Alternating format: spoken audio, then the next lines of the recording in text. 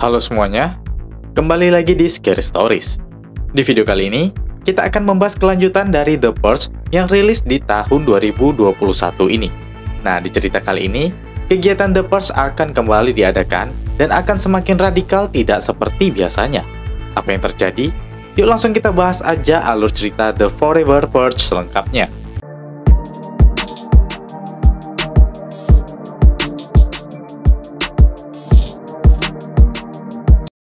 Cerita ini berada di tahun 2048, tepatnya 8 tahun setelah Charlie Roon menjadi presiden di tahun 2040. 8 tahun tidak terjadi pembersihan, namun sekarang akan terjadi sebuah perubahan.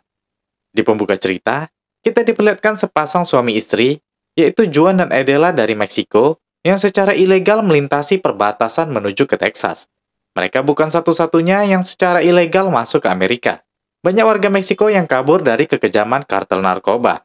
Mereka semua menuju ke Amerika untuk mengejar impian dan melanjutkan hidupnya. Hal itu membuat supremasi rasial dan nativisme melonjak secara nasional. Nah, kini NFFA kembali terpilih berkuasa lagi di Amerika. Dan hasilnya, tentu saja kegiatan pembersihan atau The Purge akan kembali diadakan di tahun 2048 ini. 10 bulan telah berlalu, dan hari ini merupakan satu hari sebelum kegiatan pembersihan dilakukan besok. Di Los Feliz, Texas, kita diperkenalkan dengan keluarga Tucker yang memiliki peternakan. Mereka adalah Dylan Tucker yang kesulitan mengendalikan kudanya, Harper Tucker, adik Dylan yang sedang memperhatikan kakaknya yang selalu gagal, dan Caleb Tucker, ayah mereka, yang tahu siapa yang dapat mengendalikan kuda itu. Dia pun memanggil Juan yang sekarang sudah bekerja sebagai buruh tani di peternakan mereka. Dia bersama rekan kerjanya Titi datang untuk mengendalikan kuda itu. Juan berhasil melakukannya. Dan ketika dia berhasil, satu pekerja lainnya yaitu Kurt memuji Juan yang cocok disebut koboi. Terlihat keluarga Tucker sangat mengandalkan Juan. Di sisi lain, Adela kini bekerja di rumah potong daging di Austin, Texas. Dengan Darius sebagai atasannya yang sangat terbantu dengan adanya Adela. Sorenya setelah pulang, Juan dan Adela membahas pekerjaan mereka satu harian ini. Di rumah keluarga Tucker, teman Dylan bernama Dalton hadir untuk mengundang Dylan dan istrinya ke malam pembersihan di rumah mereka. Istri Dylan yaitu Cassidy yang sedang hamil juga mengobrol dengannya. Malamnya saat keluarga Tucker datang ke rumah Dalton, istri Dalton bernama Emily bilang kalau yang masak malam itu adalah Anna, babysitter keluarga mereka yang berasal dari Meksiko. Makanan buatannya sangat lezat. Anna juga punya seorang adik. Emily menawarkan mereka untuk nantinya menyewa adik Anna sebagai calon babysitter di rumah Dylan. Namun Dylan menolak karena dia terlihat tidak suka dengan orang Meksiko, sama seperti dengan Juan.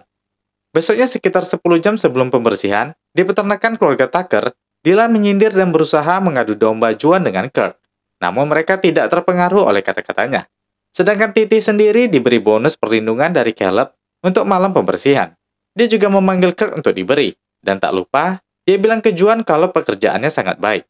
Dia juga akan memberikan Juan dan meminta maaf atas sikap Dylan yang sedikit kasar kepadanya. Juan bilang, Dylan memang terlihat tidak suka dengan orang Meksiko seperti dirinya. Caleb menyadari kalau anaknya itu memang sedikit sombong karena terlahir di Amerika. Caleb tetap bangga kepada Juan yang selalu sabar. Dia juga memberikan bonus kepadanya. Namun setelah dia pergi, Kurt bilang uang perlindungan yang mereka kasih tidak berguna karena orang-orang besar seperti mereka akan menghabisi orang kecil di malam ini. Namun Juan tidak begitu menanggapinya. 1 jam sebelum pembersihan, semua orang mulai menutup pintu rumah sebaik mungkin. Juan dan Adela menunggu Titi untuk berkumpul malam ini. Dan setelah dia datang, mereka segera pergi untuk berkumpul bersama migran lainnya dari Meksiko untuk mengamankan diri.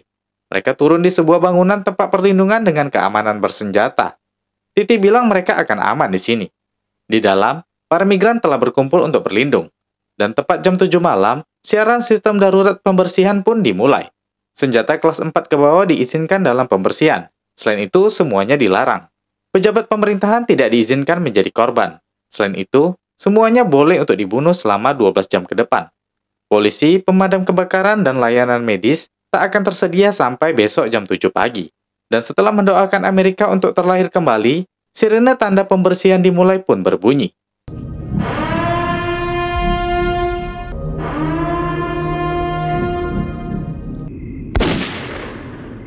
Di jalan, orang-orang seperti gelandangan dan pencuri mulai dibunuh. Di rumah, keluarga Tucker sedang menikmati kumpul keluarga bersama. Dylan melihat dari monitor kamera di rumahnya kalau tidak ada siapapun. Namun dia seperti mendengar bunyi di gudang senjatanya. Tanpa diperhatikannya, ternyata memang ada orang di dalam kawasan rumah mereka. Dylan yang penasaran dengan bunyi itu pun mengecek ke gudang. Ternyata, bunyi itu berasal dari mesin generatornya. Dan saat mengambil senjata, tiba-tiba ada yang datang. Cassidy bertanya, apa yang Dylan lakukan di sini? Dia bilang, dia seperti mendengar suara-suara. Cassidy menjelaskan, tidak ada yang perlu mereka takutkan sebagai warga Amerika di malam pembersihan ini. Di bangunan keamanan, Adela naik ke atas untuk bicara dengan keamanan. Dan saat itu, mereka mendengar kelompok yang menyatakan diri mereka sebagai pasukan pembersih yang tak mentoleransi orang asing, pemerkosaan, dan penjarahan orang Amerika. Mereka akan membasmi orang-orang luar tersebut. Mereka disebut sebagai PPF atau pembersih selamanya. Adela melihat mereka telah menangkap seorang migran ke dalam mobil mereka. Namun dia tidak bisa menembak karena kelompok mereka bisa ketahuan. Pihak keamanan mereka bertanya, dari mana Adela belajar memegang senjata dengan benar. Namun Adela tak menjawab dengan segera masuk ke dalam. Jam demi jam pun berjalan. Mereka pun beristirahat hingga alarm tanda pembersihan selesai pun berbunyi di jam 7 pagi itu. Para migran pun gembira karena tidak terjadi apapun terhadap mereka. Mereka pun bersiap untuk kembali ke rumah masing-masing. Setelah pembersihan, Juan dan Titi berkeliling melihat mayat-mayat yang masih berserakan di luar. Adela pun bersiap ke tokonya untuk kembali ke tugasnya hari ini. Saat itu berita di televisi mengatakan kalau pembersihan sudah selesai. Namun, di kediaman Tucker, Dylan membuka semua pintu keamanan mereka. Dia pun memeriksa kandang kudanya dan melihat seekor kuda yang terbebas.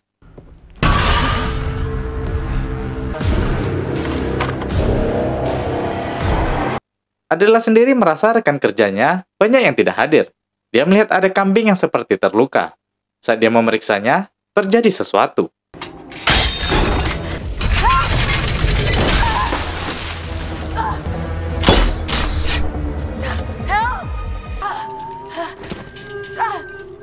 Adela bilang pembersihan telah selesai. Mereka tidak boleh melakukan ini. Namun para pembersih bilang ini adalah pembersihan selamanya. Jadi tidak akan berakhir dalam 12 jam. Dan saat mereka akan membunuhnya,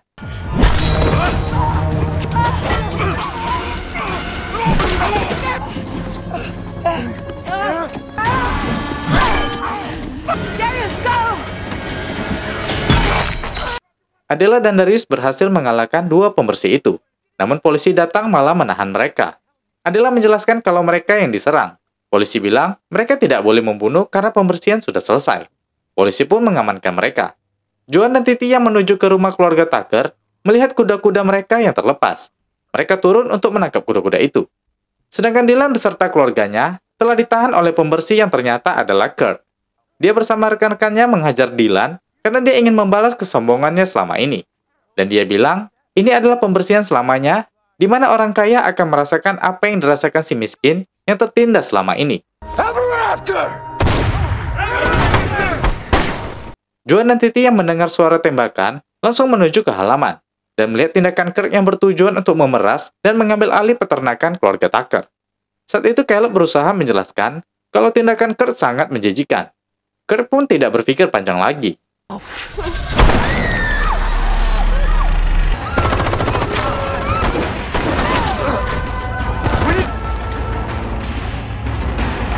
Juan dan Titi segera melepaskan ikatan Dylan dan yang lain. Namun Caleb tak terselamatkan, begitu juga dengan Kirk yang mati tertembak. Dan saat itu, kelompok pembersih selamanya juga datang lebih banyak lagi untuk menyerang. Juan dan Titi pun membawa mereka bertiga untuk diamankan.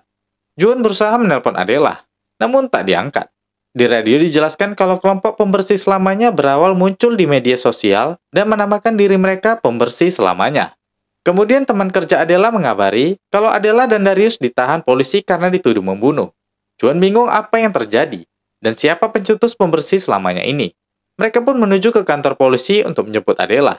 Dan saat turun, Harper juga ikut turun. Dia ingin membantu karena Juan dan Titi telah menolong mereka. Sedangkan Dylan dan Casey menunggu di mobil. Saat Adela dan Darius di mobil polisi, di situ juga ada anggota pembersih selamanya. Mereka yakin tim mereka akan menyerang mobil ini.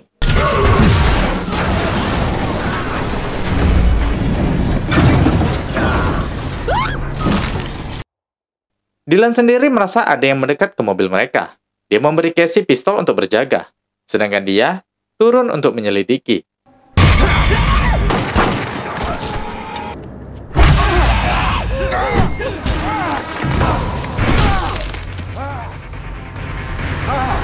Adela diserang di dalam mobil oleh anggota pembersih tadi, namun Darius menolongnya.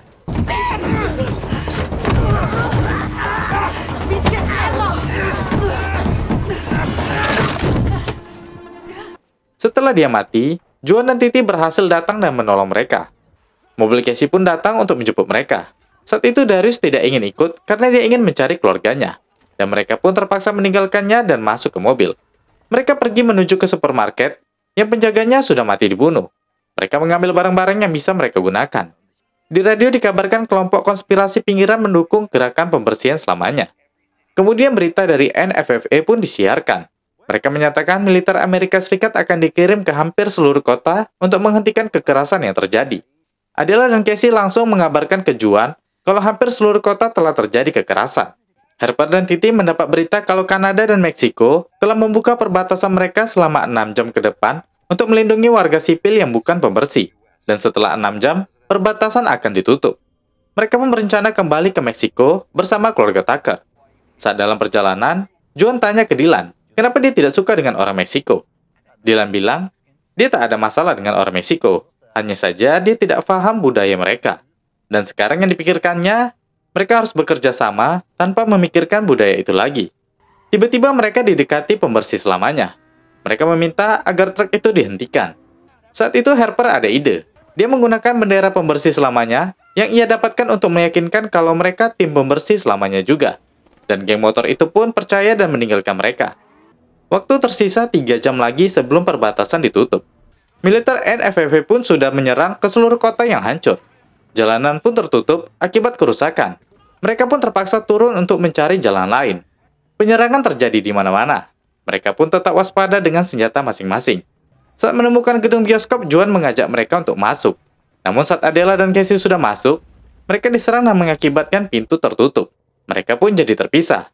Juan berusaha mencari cara untuk membukanya, namun tidak bisa. Mereka pun berencana memutar untuk mencari jalan masuk lain. Adela mencoba menggunakan senjata untuk melawan pembersih yang menyelinap di bioskop. Dia dapat melawan mereka dengan baik. Casey tanya, bagaimana Adela bisa bertempur seperti itu? Adela bilang, dia merupakan wanita yang bertempur melawan kartel narkoba. Dulu para kartel memaksa dirinya dan Juan pergi dari Meksiko. Itulah alasan mereka sekarang berada di Amerika. Di sisi lain, Juan dan yang lain bertemu pemimpin PPF atau pembersih selamanya. Dia bernama Alpha. Dia ini meminta mereka menurunkan senjata. Mereka melihat ada 2 orang kulit coklat, yaitu orang Meksiko, yang seharusnya dihabisi, yaitu Juan dan Titi. Alpha memberikan kesempatan hidup kepada Dylan dan Harper, asalkan mereka membunuh Juan dan Titi. Namun Harper menentang hal itu. Sempat ribut, Alpha langsung memukul Juan, dan saat istrinya mengarahkan pistol,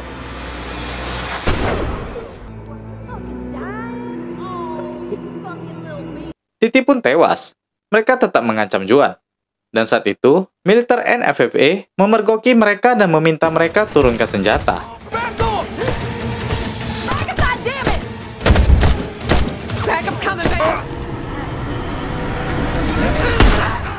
Si istri mati dibunuh Juan, dan Alpha melapor meminta bantuan ke semua unit untuk menyerang Juan dan kawan-kawan. Di sisi lain, Adela dan Casey ditemukan para migran dari Meksiko. Adela bilang, Casey temannya dan dia sedang hamil. Mereka pun diajak para migran tersebut untuk masuk ke tempat penampungan para migran yang akan kembali. Adela tidak menemukan suami dan timnya. Waktu penutupan perbatasan tinggal 2 jam lagi. Dan saat itu, Juan, Harper, dan Dylan datang mendekati mereka walaupun tanpa Titi lagi. Saat itu masuk berita tentang penyerangan di markas militer Amerika di El Paso dekat perbatasan. Hal itu membuat NFFA menarik semua pasukan militernya keluar dari El Paso. Mereka kalah melawan para pembersih yang semakin banyak. Sebagai balasan mundurnya militer, Meksiko sekarang menutup titik perbatasan El Paso secepatnya. Jadi tidak ada harapan bagi warga Amerika yang kabur dari pembersihan selamanya. Banyak warga yang ingin kabur dibantai pembersih dari pintu ke pintu. Perbatasan langsung ditutup sekarang juga. Seorang wanita migran yang merupakan bos bernama Lupita menyuruh anggotanya untuk pergi lewat belakang untuk menemui Thiago. Dia menyuruh agar Thiago membantu. Lupita mengabari ke semuanya kalau dia tahu tempat aman. Dia mengarahkan mereka menuju jalan keluar. Dan saat itu, Thiago yang merupakan pemimpin pun datang. Lupita meminta tolong agar mereka dibawa ke Meksiko. Namun saat itu anggota pembersih yang melihat langsung melapor ke Alpha kalau orang Meksiko akan melarikan diri dekat perbatasan. Dia meminta pasukannya untuk mengikuti mereka. Juan dan yang lain sedang menaiki truk untuk menuju ke penyeberangan. Tiago bilang sukunya sudah tinggal bertahun-tahun di perbatasan. Mereka lah orang-orang yang secara sah boleh menyeberang. Saat itu, mereka pun tiba ke perbatasan tanah suku. Casey saat itu mulai kesakitan seperti ingin melahirkan. Lupita bilang akan ada bantuan setelah mereka menyeberang nanti. Saat itu, Harper melihat kalau mereka sedang diikuti pembersih. Dia mengabarkan ke yang lain. Tiago menyuruh semuanya turun karena mereka telah tiba di perbatasan. Mereka harus cepat menyeberang sebelum para pembersih sampai. Casey dan para migran lainnya segera dibawa masuk ke Meksiko. Harper menjaga Casey, sedangkan Dylan membantu Juan dan yang lain untuk menyerang pembersih yang datang. Tiago mengeluarkan senjata tempurnya yang cukup untuk menyerang. Dan saat mereka mendekat, penyerangan pun dilakukan.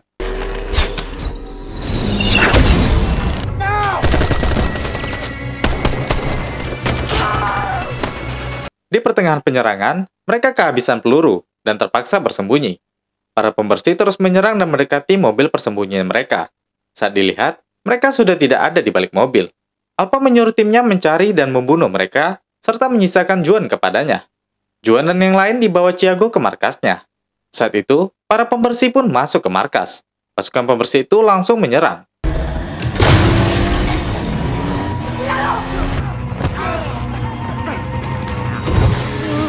Untungnya Adela berhasil menyelamatkan Juan. Namun dia ditarik Alpha hingga keluar.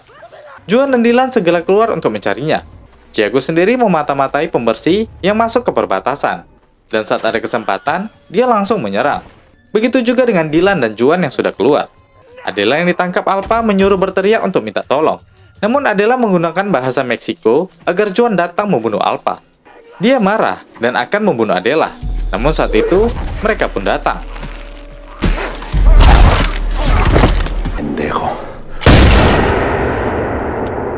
Mereka pun akhirnya selesai menghabisi para pembersih selamanya, dan mereka menuju ke Meksiko yang berada di depan mata. Tak lupa, mereka mengucapkan terima kasih kepada Tiago yang telah banyak membantu. Saat Dylan menuju ke posko, dia melihat istrinya Casey yang telah melahirkan bayi perempuan.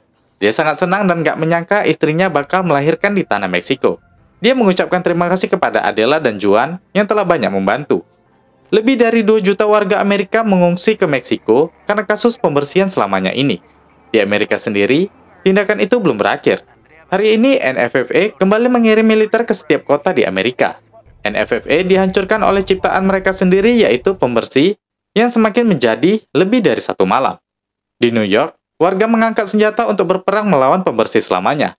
Dan sekarang, Amerika benar-benar hancur di tangan pembersih, dan entah bagaimana akhir dari semua ini. Nah guys, itu tadi alur cerita The Forever Purge lengkapnya. Sebuah film yang menjelaskan kalau kegiatan yang tidak baik akan berujung tidak baik juga pada akhirnya. Nah kabarnya film ini akan kembali dibuat sequel, walaupun awalnya dikatakan ini adalah seri terakhir. Jadi kita tunggu saja kabar selanjutnya ya. Oke, terakhir saya Jiwa. Terima kasih sudah menonton dan sampai jumpa di video berikutnya.